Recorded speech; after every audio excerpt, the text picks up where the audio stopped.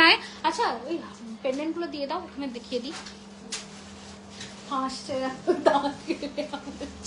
দিয়ে দাও।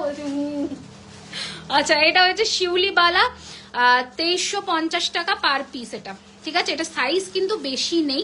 আচ্ছা অনেকের না কনফিউশন থাকে যে এটার ভেতরে স্ক্রুটা কেন পলিশ হয় না, তার একটাই রিজন, যদি স্ক্রুয়ে পলিশ হয়ে যায় তাহলে কিন্তু ল্যাকারটা এতটাই হার্ড হয় যে কোনোদিনও স্ক্রু ওপেন হবে না, তাই স্ক্রুটা অলওয়েজ রিমুভ করে পলিশিং হয়, এটা ক্লিয়ার করে দিলাম।